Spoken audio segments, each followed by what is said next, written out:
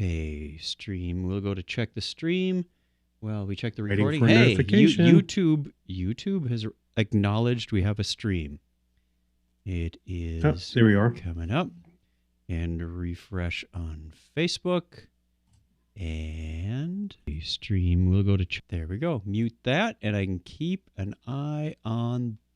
Well, I'm not going to be able to keep a very good eye on it, but we'll keep. There we are. Yeah. Stop that. Okay, now I just got to change tabs.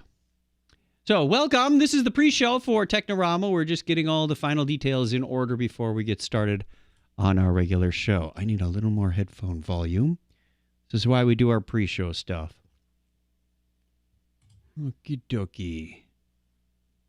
And we got a couple of people joining. Thank you very much. Gary! Hey, Gary. Good to see you. Mr. Lindros. Captain Lindros, excuse me. Captain America. Hey, you know what?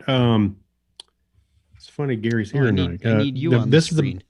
You're a disembodied voice at the moment. There we go. Let's say it's great that Gary showed up tonight. I think it started to show up in my Facebook post, or memories rather. Yes. Of when we went to go see the Enterprise last year, the Enterprise set last year. Was that a year ago already? Yeah. It was oh my goodness. We went right at the end of January / early February, and just before we were going on the cruise. Yeah. And before the pandemic was rampant. Hey. How time flies. Some things seem only like yesterday, and some things seem like they were a decade ago. I know. I wanted things to clear up so I can bring you out here and we can go to the go see it. Maybe before. Be nice if you could do it before or after Dragon Con. Unless there's 80% of the public has vaccinations, I'm starting to doubt Dragon Con.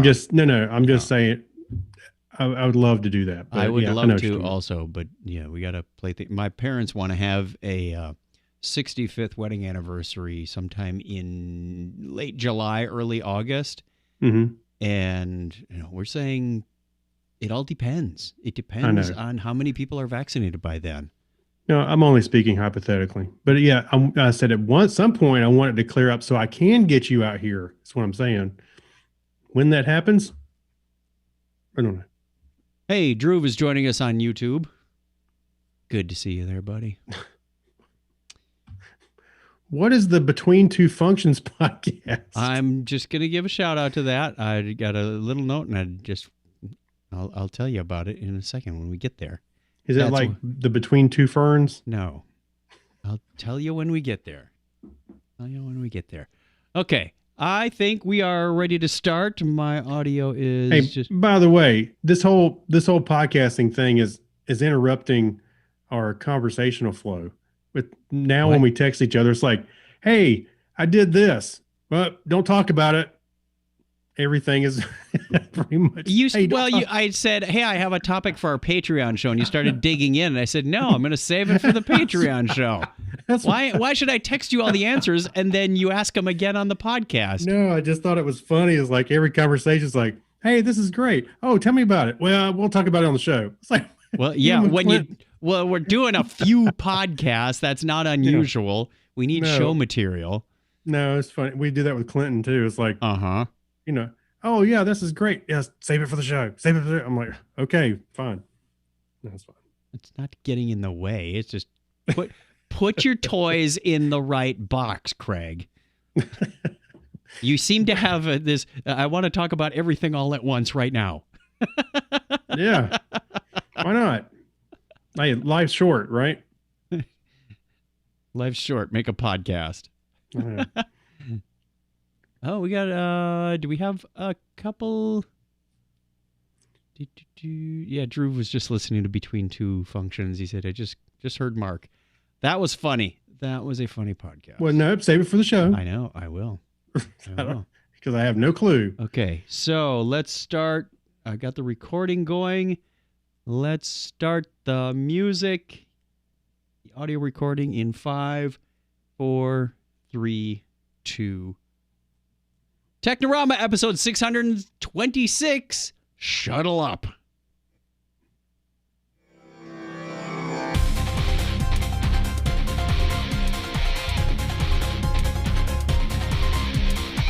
Welcome to Technorama. This is the podcast that takes a lighthearted look at tech, science, sci-fi, and all things geek. I don't think I've ever said it that way before. I know. You turn it into Shatner. That was dramatic pauses. If you have a podcast app that takes white spaces out, probably sounded normal. I can do that in post. But in double speed, hang on, kids. Yeah. Thank you very much for joining us. My name is Chuck Tomasi from sunny Phoenix, Arizona, and joining me right there across from the virtual table is Craig Stepp. How are you, Craig? I'm doing well. Doing fantastic, actually. Good. Do you have a good week? Yeah, it was pretty good. Productive at work. Got some stuff done. So this weekend's been kind of lazy, but that's all right. I had a productive week. And I had a productive weekend. And we have a day off from work tomorrow for Martin Luther King Jr. Day. And I'm going to have a productive day. My wife doesn't know that. Shh. So you're going to work. And we were out for a walk, and Donna says, "Are you working tomorrow?" I said, "No, it's a day off." She says, "Are you working tomorrow?" Yeah. I said, "Well, I'm going to produce an episode of Podcasting for Dummies, and while I'm at it, I have to finish up some, because that has to be out on Tuesday, and then on Wednesday we've got an episode of Breakpoint, and it's all edited and everything. I just got to convert it to MP3 and tag it and make the blog post." Yeah. And then I said, "Well, in order to make the blog post easier, I need to finish up some coding work. So yeah, I guess I'm going to be working a little bit." But well, actually, I did my my planning for the week. My planning for the week, and I was setting up all my tasks, and yeah, and I realized after I was done, I was like, oh yeah, we have Monday off, and Monday has stuff to do, so. I kind of forgot too. Yeah, it wasn't until I was in my one-on-one with my boss, and he said, "Have a nice 3-day weekend." I went, "Oops." Yeah. I'm all stacked up, but I'll do it if I have to delay something, I'll delay it. Well, one of the things he told me, he said, in 2021, Chuck, try to take it a little easier. You got a lot of stuff done in 2020, and I don't want you to get burned out. And I said, I love doing what I do, but he said, don't get burned out. And I started to feel that around the holidays, and then taking that time off really did help, taking just a few days off. And for the first week of the year, because I don't have to get up on Mondays and Thursdays real early to start that live stream, I said, oh, this is kind of nice. I can sleep until 7, have a nice leisurely morning, start my workday at 8, end around 5. This is feeling kind of typical and a lot lighter than my 12 to 14-hour days that I was doing. Right. Well, then we got to this week. And that just went right out the window. Yep. Don says, it looks like you have a meeting at 9 p.m. on your calendar. It's like, yeah, well, I got to talk to somebody in India and Australia at the same time. So she said, okay, just make sure you keep track of that. So this last week was a little long. You got to know when to say when and take and throttle down a little bit. Well, yeah, and I was heads down for about 2.5 days, which means everything else gets backed up. 2.5 days working on a project because I'm mashing together a couple of applications from a couple of different instances. So getting all that workflow and the automation and taking code from this app and converting it to that, it was a bit of work, and it really felt good to get that done. And I did run into a couple of dead ends on my approach when I was importing some data, but I won't get into the nuts and bolts about that. That's for another podcast.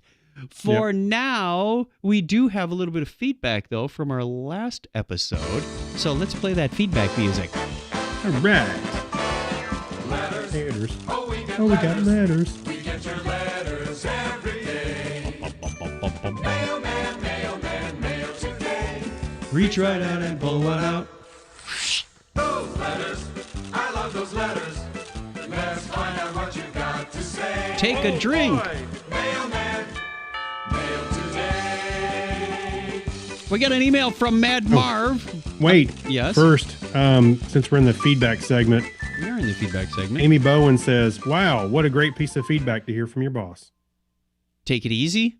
Take a break. Take a break. Actually, I will say at our work, because we work at the same place, they have been pretty encouraging to, step back, take a break if you need to, because everybody's working from home, not just the normal people that work from home. So yes, that is good advice. And, listen to yourself and Take a break when you need it. Oh, and I generally do that. I mean, Mhm. there are times when I've got to take an afternoon off to go to, doctor appointment, or Donna wants to go furniture shopping or whatever. I mean, we can do that, schedule permitting. Mhm. My biggest problem is it seems like my busy cycle is about 2 months out of phase with everybody else's. So when they're all saying, "Hey, Let's go to the candy we're store." between Ugh. releases, everybody take some time off," I'm like, "No, I'm ramping up for the biggest webinar episode of the 6 months. I'm working really hard in, say, June and July to get ready for that one episode at the end of July." And they're saying, "Oh, this is a good time off before we get into fall rush when we release in September." I'm way ahead of you. So, Yeah. so then when everybody else is cramming to the finish line in September, I'm going, Right. So that's what the hard part is. Like, how come you're not Mhm. taking any time off? Because this is like tax time for me. It's not a time off. Text. All right. When did we talk about Ready Player 2? Was that last week? A week before? 2 weeks. It was recently. Yes. It was recently. Okay. In a recent episode, somewhere between 600 and 625. That ought to cover us. Yeah. Yeah. No, it was like, was it maybe in last week or the week before? So Very our recent. good friend, listener, and Patreon, Mad Marv, says, "I read Ready Player 2 and I thought it was okay, but only okay. I won't give any spoilers, but this book didn't quite pull at the nostalgia heartstrings that the first book did." Wait a minute. Yes. We read his email already. Did we read this already? Yeah. It was from January 9th. I didn't think we got it in the last episode. Oh, okay. Do you want to check the show notes real quick? I I'm got gonna another look one. real quick. Go check 625 real quick, because I will read his other one then. Okay. Yeah. Read the other one Read first. the other Yeah. one. The other one is, he said, the length of days in relationship to snow. I guess I'm only guessing, but I think it would be like an ice skater spinning and pulling their arms in to speed up versus extending their arms to slow down while maintaining the same angular momentum. Okay, we were talking about the earthquakes and the molten mantle and whatnot was Yeah. causing the Earth to deform and changing the length of the day by, what was it, And- like 2 microseconds or something? Yeah. And I was trying to figure out how could snow, something that you didn't think would have that much density, would change the speed. Anyway. If Yeah. it's being distributed in a different place, like on the equator, but snow on the equator is pretty rare, kids. Yeah. What he's If talking it's about snowing is, on the equator, just give up. what he's talking about is the conservation of angular momentum. Yes, the skater thing. So water at sea level being redistributed as snow to higher elevations is similar to the ice skater's arms extending. Yes, kind of. If you think of the size of the Earth as a basketball, the crust of the Earth is about as thin as a piece of paper. It's not that significant that the mountains are going to redistribute it. But I'll grant you that any dust speck on a basketball could change the weight distribution of that. So we will see. Also, he said the kit auction for that kind of, remember we were talking about the David Yes. Hasselhoff delivering kit. Oh, I did Yeah, talk yeah, to yeah. Donna about that. She said no. And no, yeah, we don't have the budget for that. Theoretically, we might. We might have to make a few payments on it. She said, for that kind of money, I'd expect Kit to deliver itself. Good point. Yes. It's not that far-fetched anymore. Ooh, self-driving Kit. That would be fun. All right. Did you find out whether or not we did that email before? Yeah, we got his email in from All last right, time. apologies. Because I remember going saying that that's the way he worded it Yeah. is how I agree with it. I thought it was pretty good. Okay. But it wasn't. Archived. There you go. We will take that number 2 off the show notes. Our question of the week from this past week was, what movie or TV show or book after finishing it made you go, what the hell was that? Okay, would you like to start with a Technorama answer or two while I go into my...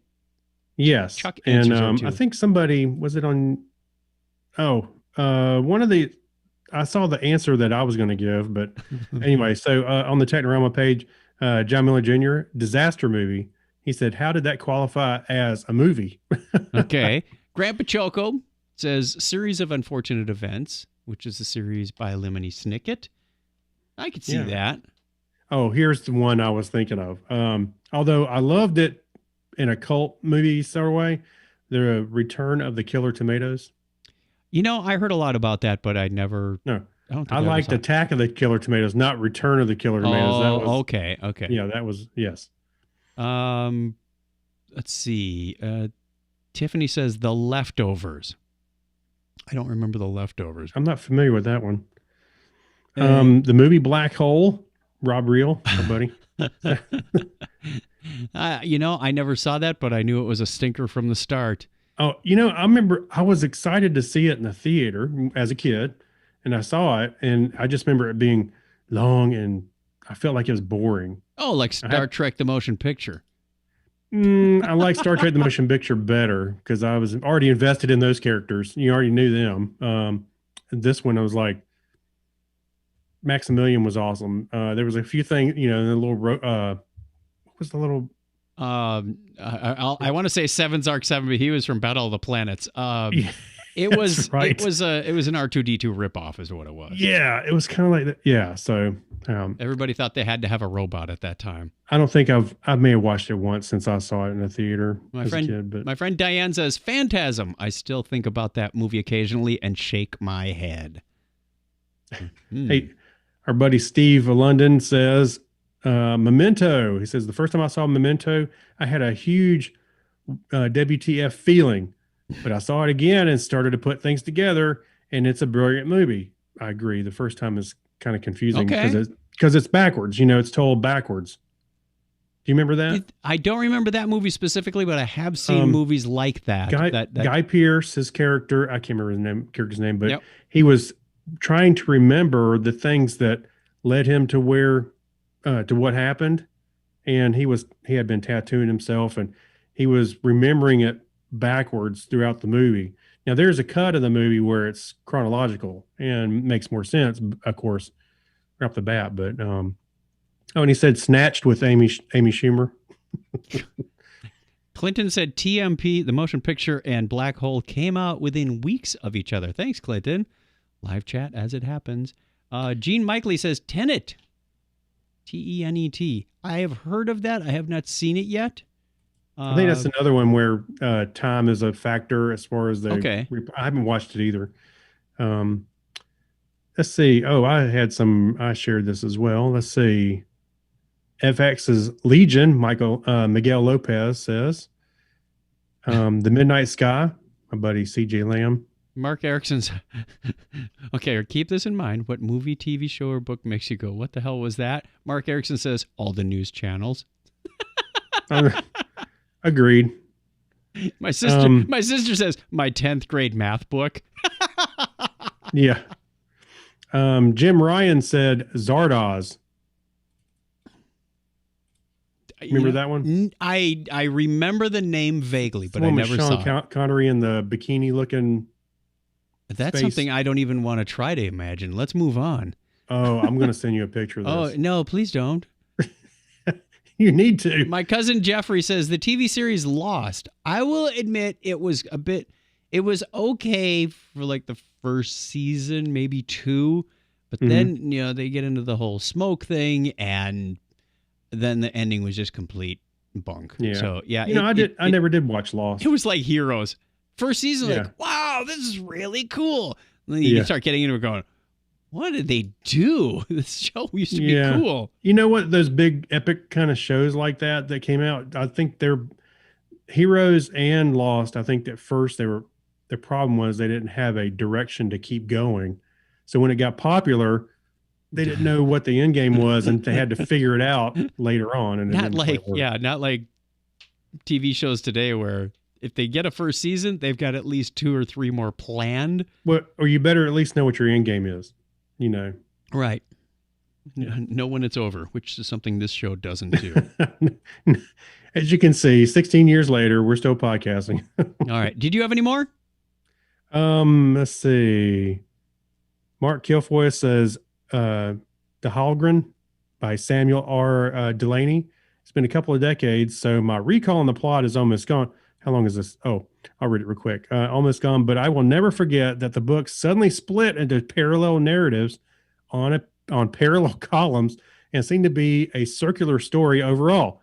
The book was a failing part. I'm sorry. The book was falling apart, handed to me wrapped in elastic band. Oh, literally falling apart, I guess.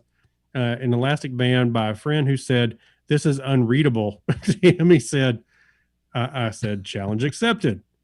I know I finished it, but I couldn't do a book report on it today.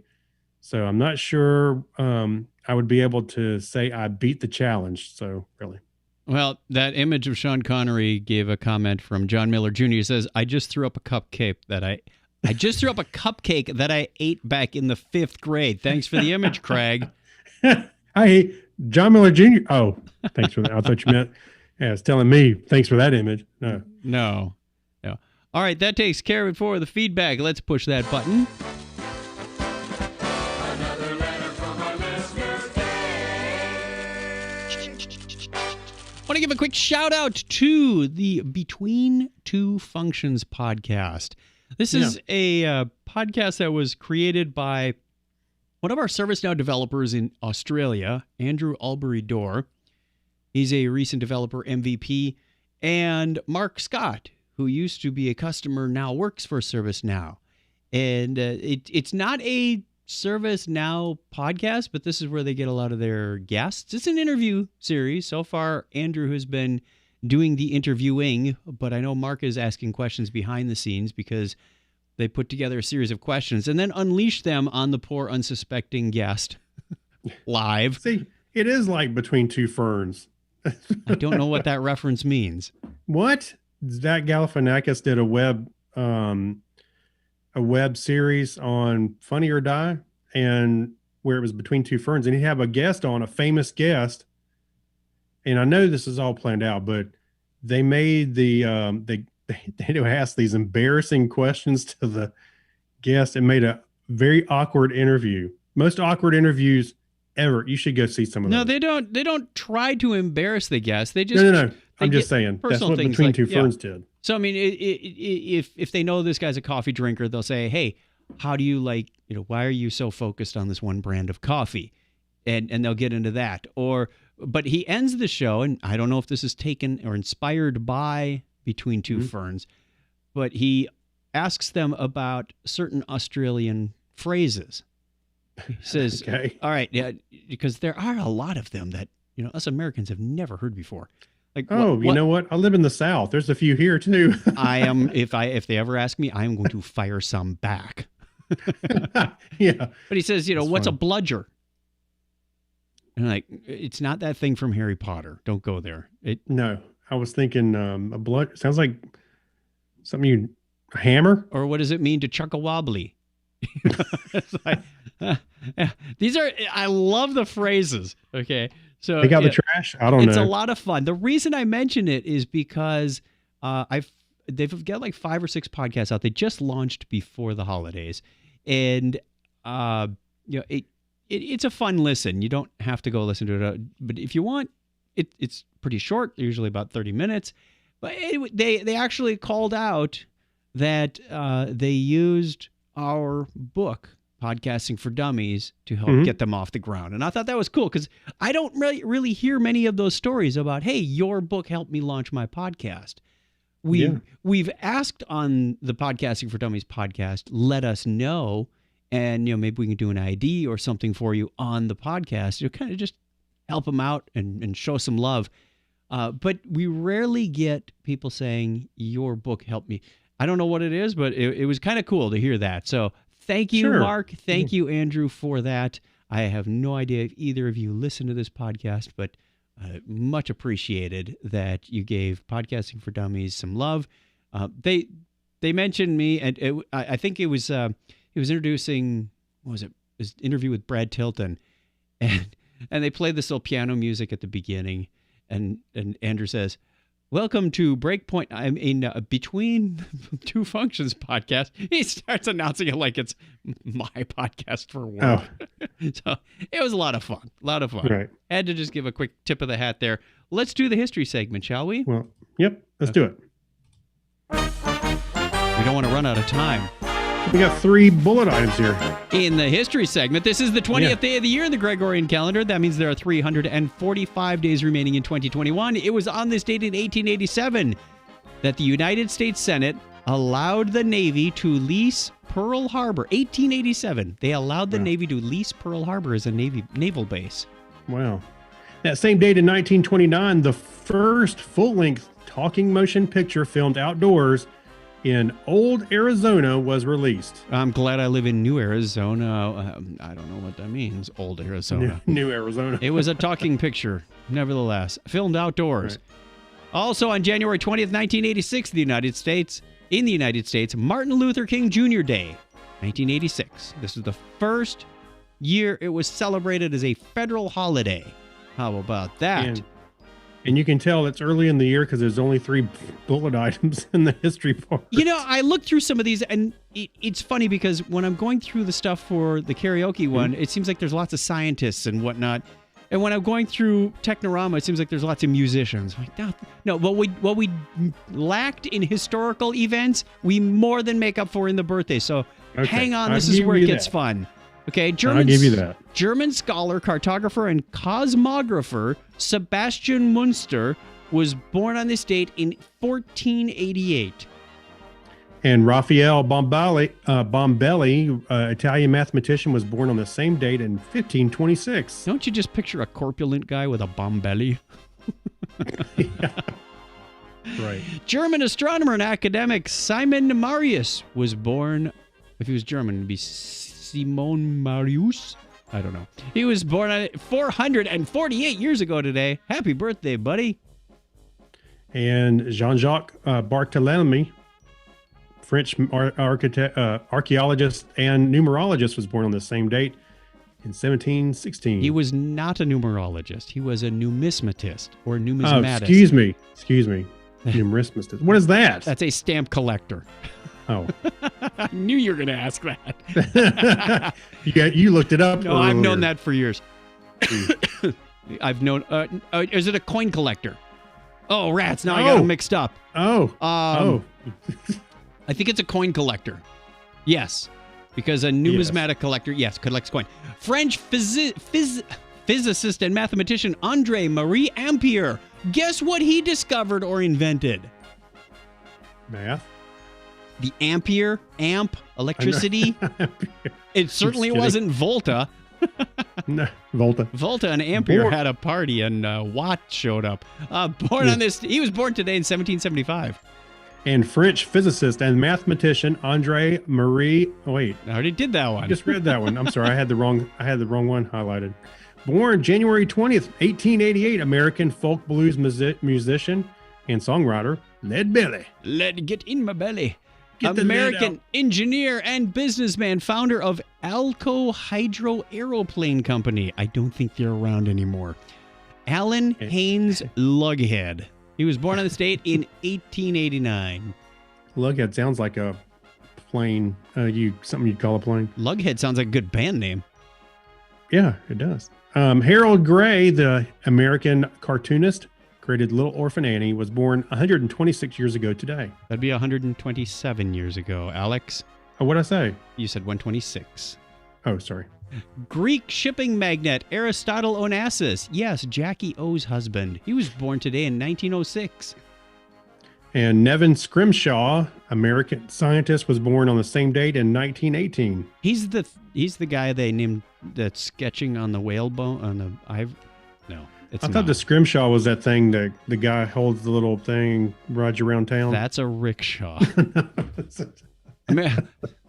Moving on. American actor DeForest Kelley was born 101 years ago today. Well, American actress Patricia Neal was born on this date in 1926. Quick, where do you know Patricia Neal from? Star Trek. No, she's the lady on The Day the Earth Stood Still. Oh, right. Yes. Artie Johnson, American actor and comedian, was born on that same date in 1929. You know, somebody's going to win a piece of a pie on Trivial Pursuit by listening to Technorama someday. I want to hear about that. One day. And Art Johnson, American actor and comedian, was born on the same date in 1929. That'd be Artie Johnson. Didn't you watch your Laugh In? Artie. Very interesting, but stupid. We need that as a sound clip on this show. Oh, that's next. All right, we'll get that. Also turning 91 today is American Colonel, pilot, and astronaut Buzz Lightyear. No, Buzz Aldrin. Buzz Lightyear. And also born on the same date in 1931, American physicist and academic Nobel Prize laureate David Lee. Roth. Yeah. American singer, songwriter, guitarist, and producer Paul Stanley is 69. And also turning 65 today is American comedian, political commentator, media critic, television host, producer Bill Maher. Also born on that same date in 1960, American video game designer, co-founded Maxis, Will Wright.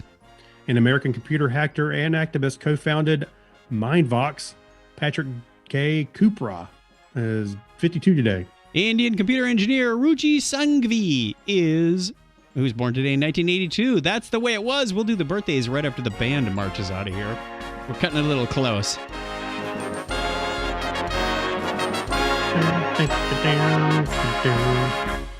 Listener birthdays this week include Michael Rabelais on the 21st. 22nd is TAW012294. Why aren't you at your post?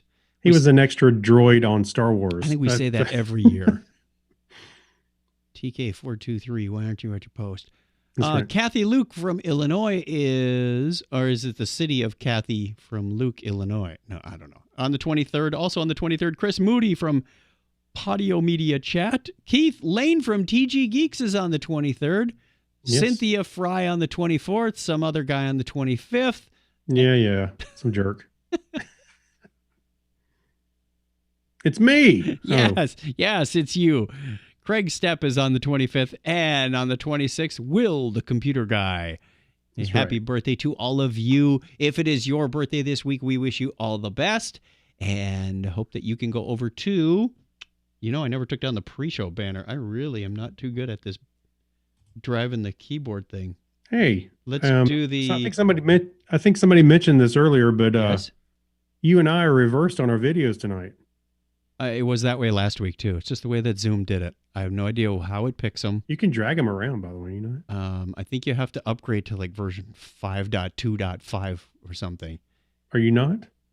I don't know. It doesn't matter. Oh, I can drag them around, but it just put you back in the same spot there. Oh, yeah. Wow. I feel so much better. Now Craig's over there. Whatever. Well, okay. Thanks, because I need to know that in the middle of a podcast that I can. Well, when we're handing the remote to one another, it's not going to work. Hey, you just stick out your arm. I'll move the screens around to accommodate. It doesn't work. Yeah, I'll just do it. Nail you to the cross on that one. Happy birthday. Go over to chuckchat.com/wiki or chuckchat.com/birthday and get your birthday in the birthday calendar. Go bing, and turn that banner off. All right, it's finally 28 minutes into the show. We're going to get to some news. So I'm going to pick a random blue button here. Good startling news, everyone. Would you like to begin? Sure. This is actually a two-parter because I got two links in here for this one. But with its new extension, Juno is not my dog, Juno. Juno is going to be visiting Jupiter's moons. Let me enlarge the font a little bit. I don't know why it's kind of small. The Juno mission to Jupiter has been extended to September 2025, or however long the spacecraft can keep operating around Jupiter. While Juno is so far focused on its attention on the giant planet alone, the mission's extension will include observations of Jupiter's rings and large moons, with targeted observations and close flybys planned of the moons of Ganymede and Europa and Io. This will be the first close flybys by the moon since the Galileo missions from 1995 to 2003. Cool. So one of the most exciting things about this mission, the extension, said Scott Bolton, Juno's principal investigator of the planets. Speaking in September 2020 at a meeting of NASA's Outer Planets Advisory Group, I hope they were wearing masks. Sorry. It's a meeting. Anyway, he says it is going, where the mission is going where we are going to, and is going, is Would you where like to we're try going. that again or pass the baton? Here you go. One of the exciting things about the mission is we're going to go and visit the satellites and the rings. It really becomes a full system explorer, not as focused on the prime mission as it was.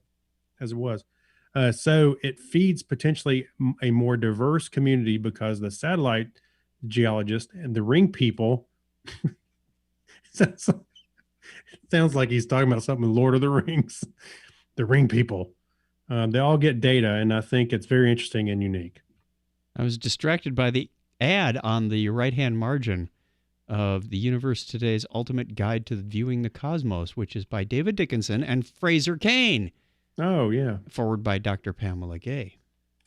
Now, the second article I put in here was related. The Juno spacecraft discovers FM radio signal coming from Jupiter, from the Jupiter's moon, excuse me. I guess they hadn't discovered podcasts yet.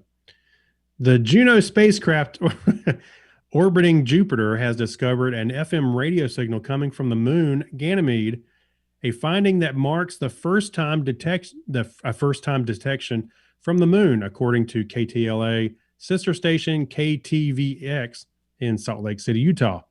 It is not ET, says Patrick Wiggins of NASA's ambassadors to Utah. It's more of a natural function. Mm-hmm. So Juno was traveling across the polar region of Jupiter, where magnetic field lines connect to Ganymede, where it crossed the radio source. Specifically, it called a dichromatic radio emission. Or something like that. Yeah, something like that.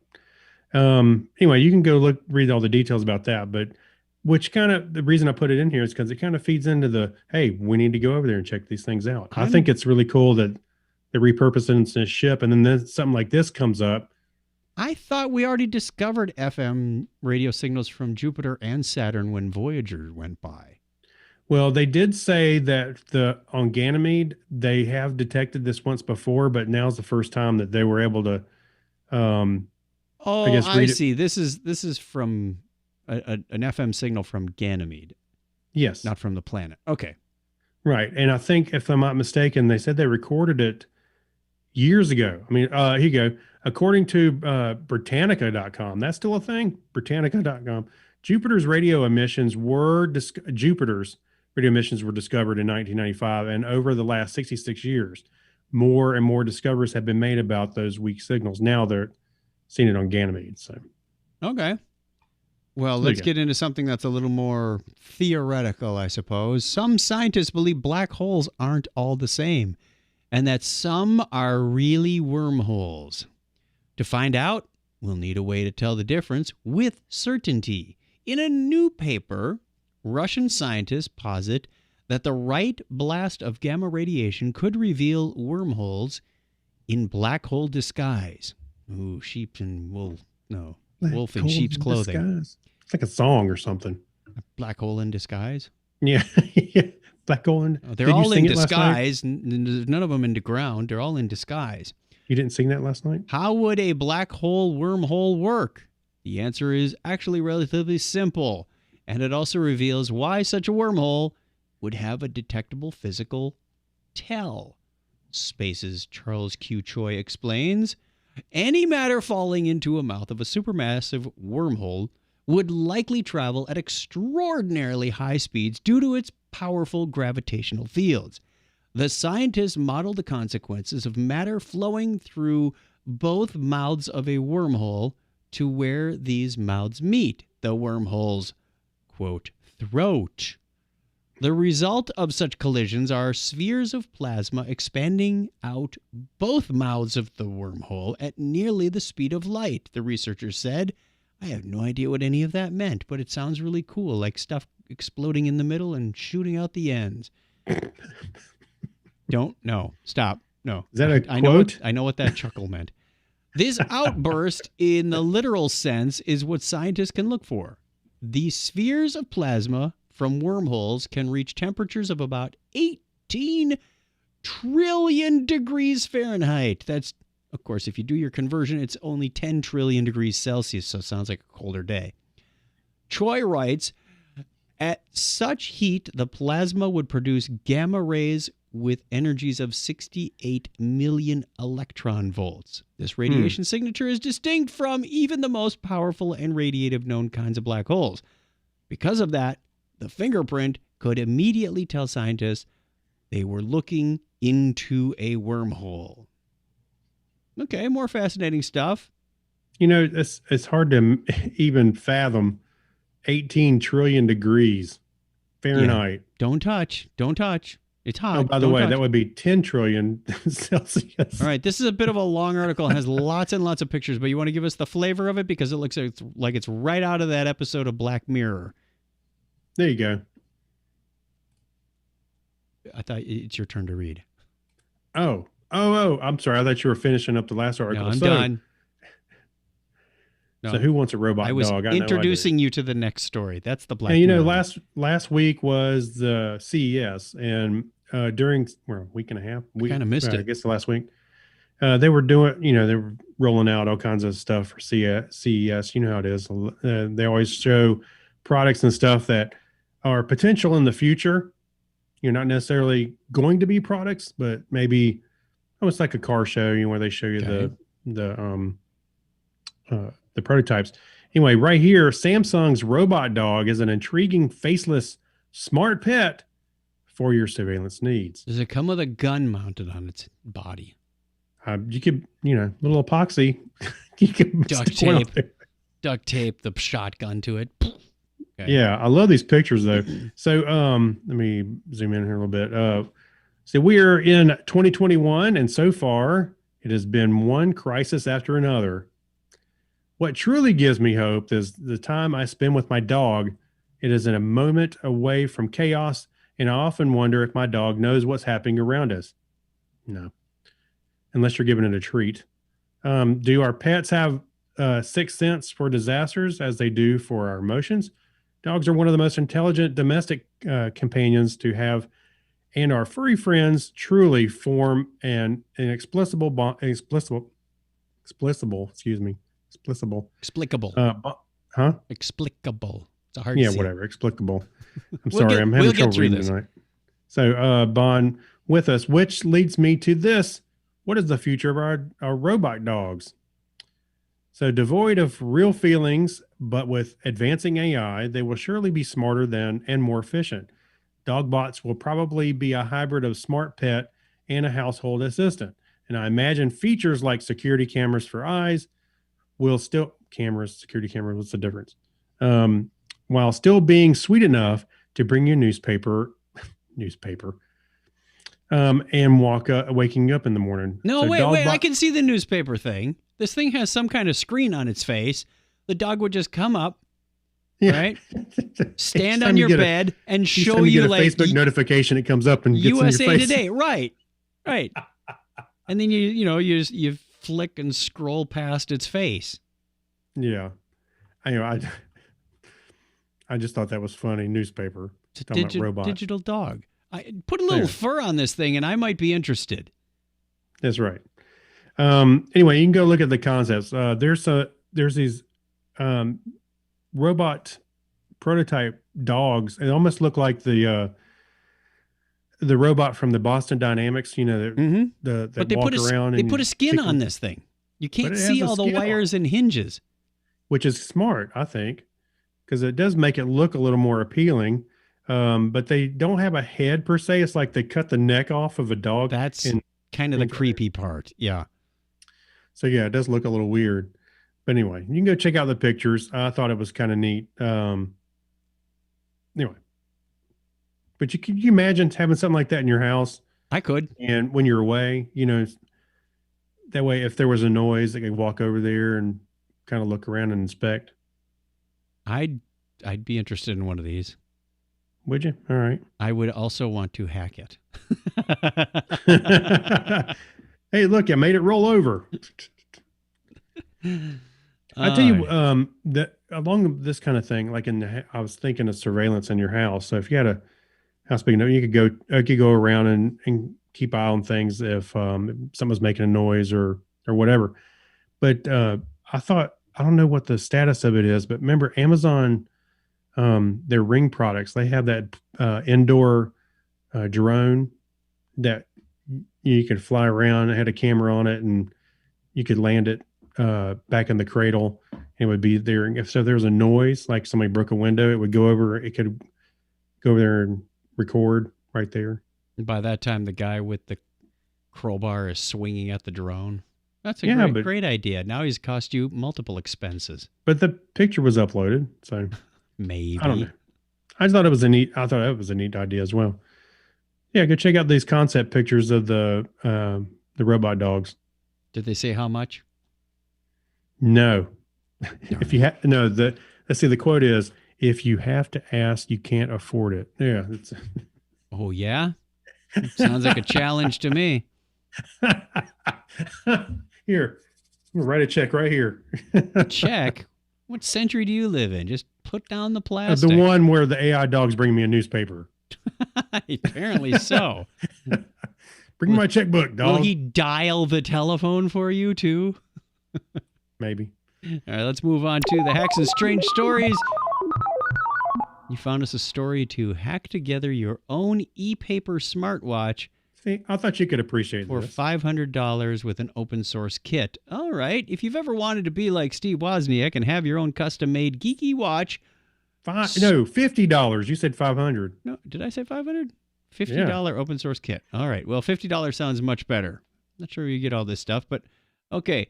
Squarefumi, stylized as SQFMI. Why can't people spell normal words for their companies? Were they all taken? Let's leave the vowels out. Yeah. Yeah. We'll save money because you pay domain registration by the letter, apparently. Yeah. They may have a product for you, an open source Arduino-powered smartwatch with a 1.54-inch ePaper screen. It's called the Watchy. Hey, they could come up with that name, but look at the name of their company. Exactly. They spent their whole budget on the company name and not the product name. Bad idea. And both the hardware and the software are completely customizable. You can, however, use it right out of the box, as the PCB acts as the body and has points to attach a watch strap. And on top of that, it's only $50. On sale for $45 at the time of this writing. Okay. The SQFMI, squiff me. I'm just going to make up new pronunciations because I don't like the other one. Squiff me. That doesn't sound good. Squeef me? Squiff me, squiff you. Squeef my? Okay. Has sections for watch faces and cases, but at the moment they both only say coming soon. So if you're thinking about this watch, you definitely want to make sure you're ready for a DIY project. Oh, and there's also the fact that the watch doesn't come assembled. And you have to put it together yourself, which is kind of what some assembly require me. The 200 by 200 display, PCB, and 200 milliamp hour battery together. There's Wi-Fi, Bluetooth, a 3-axis accelerometer, and 4 buttons that can be used for navigation or whatever other functions you can dream up. There's a nice little picture in here. You know, that's a pretty compact PCB design. Very nice. I mean, I know we're kind of picking on it, but it reminds me of the Pebble. That's why I thought you'd appreciate it. Speaking of which, you remember who bought Pebble? Yeah, Fitbit. You know who just bought Fitbit? Google. That's right. That was news this week. I got an email right from the founder of Fitbit. Said, "Oh, you did? We're going over to Google. We've been sucked up by the Google monster." I knew it was coming. I think they were waiting on a lot of regulatory stuff because of the amount of data that Fitbit collects, that they were worried about Google grabbing all that data. So, for ads and whatever else they're going to do with it. So they had to come up with something to satisfy the regulatory people in Europe and the U.S. They did put in a micro USB charger, so it's got a nice standard connection to it. Don't expect anything like waterproof or anything. So No. When they say open source, they mean open. Wide open. I don't know. I thought it was kind of neat for $50. Something to play with. Why not? Sure. Because everybody loves Arduino coding, don't they? I've never done Arduino coding. Get ready for old school, man. Really? Yeah. It's not bad. It's kind of fun. Well, you've been doing some Pi stuff on Pi, so. Well, yeah. And before that, I was doing stuff on Arduinos too. My Pi stuff I prefer to do in Node-RED, but the Arduino stuff, you have no choice. You're doing their C++ thing, and it's rather simplistic on the surface. But there's like a setup function, which is your one-time run it to get going, where you do all your initialization, and then there's a function called loop, and it's just going to run that thing infinitely. So there is no done with your program because it's a controller. It's going to be controlling something. Sure. It's always going to be checking sensors and uploading that. But technically, it's always in a loop. It's always running. Yeah. So that's there's getting libraries working is a bit of a fun time, kind of like any other language where you go, oh, just download this library from the internet and get it up and running. And sometimes not really. There's and if wait a minute, that's been my experience with Linux in the past. It's like, okay, I go down like 6 rabbit holes to install some stupid app. Yeah, exactly. That old adventure game kind of feeling. It's much easier now. It's not a big deal, but it used to be a pain in the butt before all the package managers were around. It is a tightly typed language too. So it will drive you nuts going, what do you mean? It is a character pointer. It's like, no. Oh, yeah. You stumble over those things till your head is bloody from banging it on the wall. Yeah, right. All right, let's go on. We are running a little long tonight, so let's go to we did the Hacks and Strange Stories. Shout out to the chat room. Let's give a quick shout. I already mentioned Drew is over there. We've had a couple of people popping in and out of YouTube, but I have not seen any other names, so we'll just leave them as anonymous. I see Gary Lindros, John Miller Jr., Amy Bowen, Craig Glasner. Yep. What else we got? Mike Robinson. Yep. Elton Chapman. Hey guys, did y'all exchange homes? Oh yeah, he's the one who said we were backwards on the screen. Oh, he said did y'all exchange homes? Clinton Alvord. And I think that's it for what I see tonight. So there may have been other people popping in and out. Thank you very much. We did have, I might have forgotten to share this thing, but I know somebody did because there was one share up there, and it was, it says one share, but then I hover over one share and it has 4 names. Well, okay. Something's not updated. Facebook can't count. Yeah, something's not updated because it also says one comment, but obviously we've got lots of comments in there. So let's move on. Thank you very much. We do this show Sundays at 9:30 Eastern time. So if you want to join us, put a thing on your calendar. You're more than welcome. Turn on those notifications on Facebook or YouTube, and you will get notified when we go on the air. And we are looking at a way of communicating on those rare occasions now. I know it's rare because we're not really traveling for business, but occasionally Craig goes off to his mountain cabin and doesn't come back. Well, I'm preparing for the zombie apocalypse. If I got to skip town. That was last year. Okay. 2021 is all about healing and getting back together. Yeah. No, those days are gone. Okay. You keep saying that. Maybe we'll start to believe it. I'm just kidding. We'll see what social media network blows up next about that. That's right. Hey, all you zombies, meet at the Capitol building. Right. Oh, we kind of tried that already once. No, that already happened. Let's do the remember when thing, though, because this is the part where we go and we look at some old stuff, and we have a wonderful video for you. It's a little long in spots. So Star Trek The Experience, it is October 10th. Yeah, there they go. They just told you what it is. Star Trek The Experience from 1997 when it was still under construction and behind the scenes. They're on the bridge of the Enterprise and there's all this audio gear laid out. And there's how can Picard see anything? There's plastic coverings on the chairs and the carpets are all covered so they don't get scuffed by the time the Experience opens, which is still... What, about a year away? I mean, it looks really good for what they've got. I think they tested that transporter effect 100 times in this video. Like, you really do understand. What did you notice? Well, the main reason I showed this, somebody posted it on Facebook, and we visited the experience, and we did the behind the scenes tour, and it was a lot of fun. Now, granted, the video I had is kind of a little bit on the dark side. Here during the construction, it's lit up so you can see what's going on, especially the transport. You can get the idea from our video, but this one you can actually see, which is very fascinating to see when that little plate comes sliding out and the wall is sliding up, or not. I remember the effects, but I don't remember a whole lot of the storyline until I watched this video again. Like, oh yeah, Picard was just sitting right there. He was taken away because the Klingons captured you. One of you must be his descendants, and they're trying to disrupt the timeline, so we have to get you back to where you're going. Then they get... I honestly, I forgot about the whole turbo lift thing, too. Like, where was the turbo lift? Oh, yeah! And then when they started going through it, it brought back some memories of what was going on. But it was funny to see these guys walking around with their scripts, checking the timing, because they had to make sure everything was timed.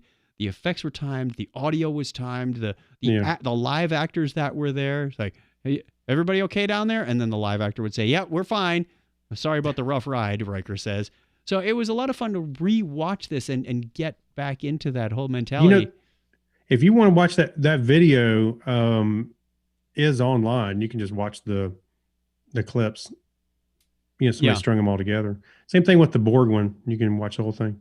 What's funny is if you look at, while I was watching the transport, them work on the transporter, there's a guy leaning on the console, and then off to the side, this is the scene that you normally would see in the show, the transport room, and off to the side, this lady's just sitting there with a folding table. Yeah.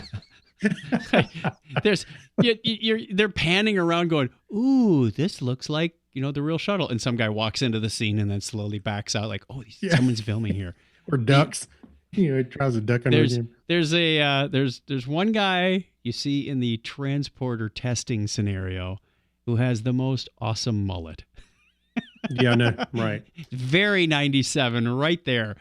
Yeah. I'm sure all these guys and ladies that have helped out on this, they've aged 25 years like the rest of us.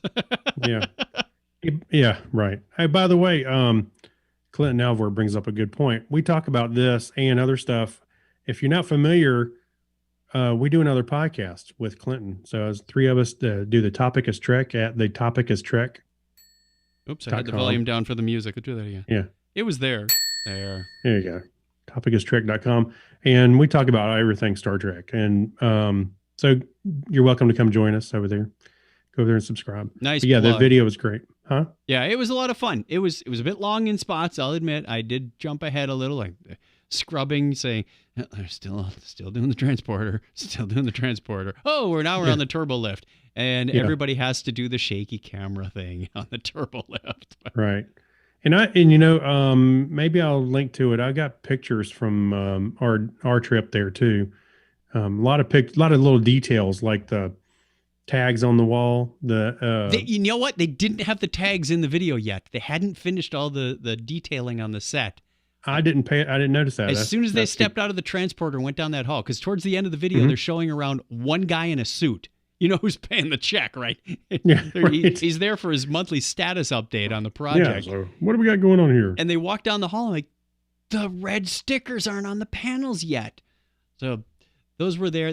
So it was kind of fun watching this right before they opened and then comparing it to our video right before they closed. That's right. Because remember, they added a whole nother part of the show, the Borg, not a Borg experience, the Borg attack or something. Something like that. And the Las Vegas Hilton was still the Las Vegas Hilton before it was the LVH, before it was the Westgate, before the monorail obscured the sign. Yeah, there were a lot of things that. Wow. Since we went there, since the time we went there, I take pictures of the it says the Hilton and the sign on the outside, like you just mentioned before. The monorail is now in place where it would obscure that.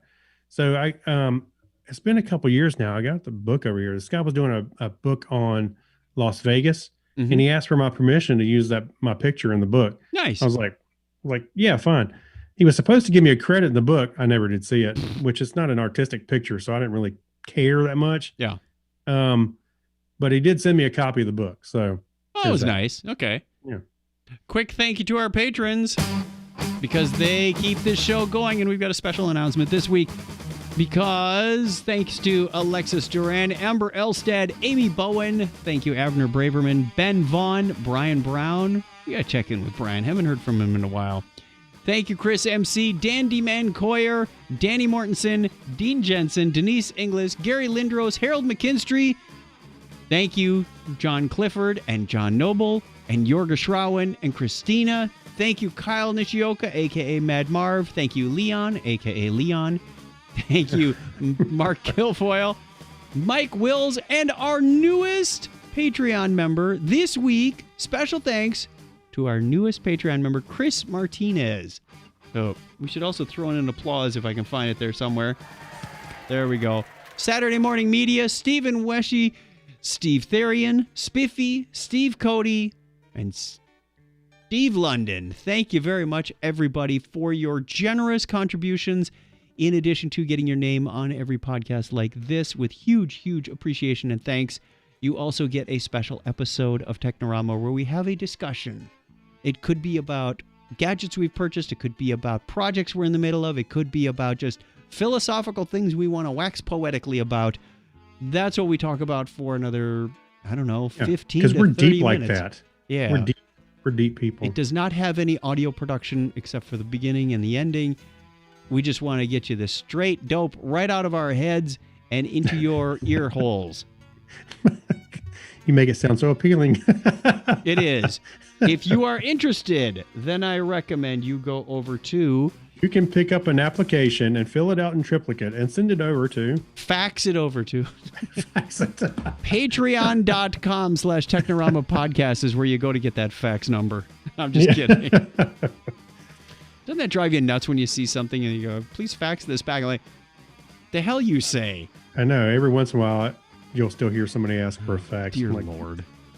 It's a lot of times it's lawyers because they need a hard copy signed. I can scan in a check written to me and deposit it. Why do I need to fax anything? I can sign a book contract with an Adobe PDF and just swipe my finger around, and that's a legally binding contract. So you just the heck with faxes anymore. That's right. All right, I'm going to get the people out of here. Patreon.com/Technorama Podcast is where you go for that. All right, real quick, you're going to have to make this short because we are 2 minutes from the hour mark. All right. Craig's watching a show, and I've heard mixed reviews about this, so I'm curious to see what your take is. Okay. So I started, just like everybody else, there's 2 episodes of WandaVision. So this isn't going to be a review because I think there's a total of 9 episodes. Okay. And that'll be coming out. So WandaVision is about Wanda Maximoff and Vision from, the Marvel Universe. And, of course, Vision died in Endgame. Spoiler alert. Yeah, spoiler alert. So this, I'm trying to figure, again, they haven't been giving us a lot of stuff. We're trying to figure out what the deal is, but you see them in the episode, kind of a TV show that's set up like Dick Van Dyke. And the second episode is a little bit more like Bewitched. So they're kind of progressing through the decades through television. Of course, they're going to get into color, which they changed over, and start progressing through other shows. But there's an underlying story going on, and then it's like a little mystery, and they're kind of pulling it out. So there's an underlying mystery thread that's in these shows, and the shows all have these little ads in the middle of it, custom ads, which look period specific, which is kind of neat, but they also feed into that mystery. So I enjoyed it. I thought they did a great job with making it black and white. They filmed it in front of a live studio audience, so you get the people laughing. They used period cameras to make it black and white look genuine. So I think they're going the extra mile to make this look right. I thought it was pretty good the first 2 episodes, so I'm looking forward to it. I know a lot of people were like, I'm done. I'm not really into it. But hey, it's only 2 episodes. That's what I heard too. Is people were saying, kind of Truman Show-ish that they didn't really care for it. So I'll be interested. I think as it goes on, they're gonna break out of the show part a little bit, but we'll have to see. I want to know where it goes, and I'm into it enough to find out. And I thought they did a great job making the black and white episodes look good. Got my attention. All right, let's finish up with one more from the media corner. Yeah, this one ought to be kind of quick. Welcome to Blockhead Video. Hey, where can I find some good information about music and TV and videos and things? Over here, in the media corner. Rather than releasing any new cameras for CES 2021, Canon is doing something different, letting you take pictures from space. The company has unveiled an interactive site that allows you to use its CE-SAT-1 satellite, equipped with a lightly modified 5D Mark III DSLR. Hopefully some of those letters meant something to some of you. To grab simulated photos of locations including New York, the Bahamas, and Dubai.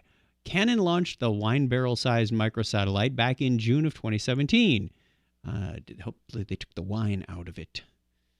They drank it first. Let's celebrate. It holds an EOS 5D Mark III camera that is fitted with a 40-centimeter Cassegrain type mirror, 3,720 millimeter telescope. Yikes. Put that on your sports camera, sports fans. Try and hold that, take a picture. Even with the tripod mount on the lens, you are 40 feet behind the pod. Okay. That's right. It gets such close-ups because the lens is close up to the person. Yeah. Oof. Yeah. Orbiting at 600 kilometers or above the Earth, or 375 miles, it provides about a 36-inch ground resolution within a 3 by 2 mile frame. Canon claims. By contrast, the world's highest resolution satellite, WorldView 4, can resolve down to 12 inches. Okay, wow. So it's about 3 times bigger than that. But it also houses a PowerShot S110 for wider images. The interactive demo allows you to take images from multiple locations, with each shot showing the location and altitude of the image. However, it uses pre-captured imagery, so you're not actually grabbing live or unique photos.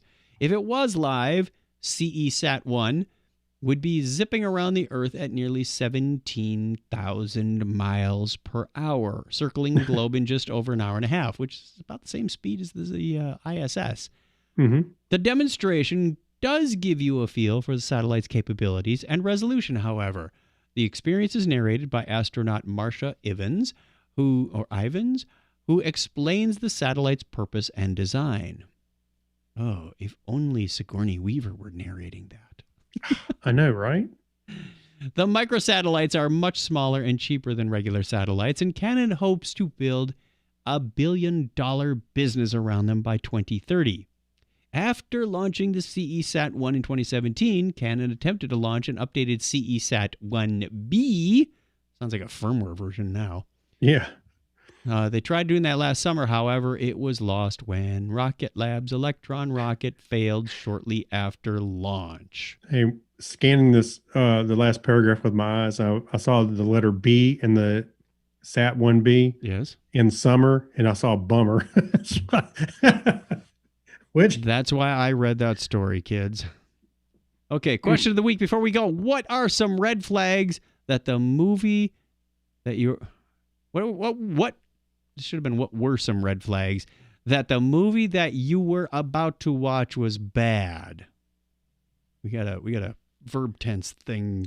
What are some red flags that the movie that you're about to watch is bad? That assumes we're about to watch a movie, but we're not about to watch a movie. It was something that you would, the trailer. Michael Bay. Okay, we will leave that for you to ponder. We'll fix the grammatical issues and post that on social media next weekend.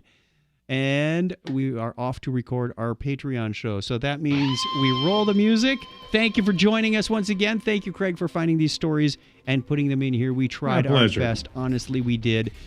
Maybe we'll have it by show 627. Hey, I fight for the listeners.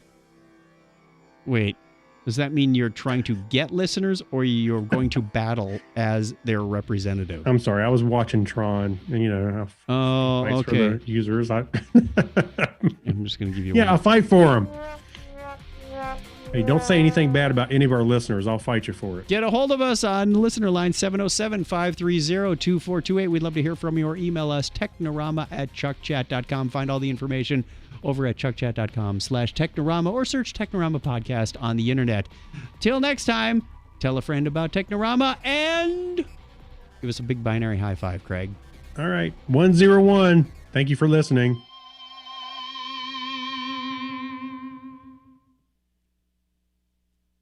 Audio recording has ceased. You've been terminated. And we'll put the show notes there. We are going to go and record the Patreon show. Thank you, everybody who has stuck around watching on Facebook. It was a wonderful chat. Have fun incorporating your stuff in there. Sponsored by Erasers. Don't make a mistake without one. Nice. Thanks, John Miller Jr. He must think of these all week long so he can drop them in here. We covered what on Topic is Trek? What was Clinton hinting at? What I mentioned, the Star Trek experience. Oh, okay. Good. All right. Thank you. We'll talk to you again next week. Set your alarm clocks for 9:30 Eastern, and we will be here ready to talk to you again. Thanks. Bye.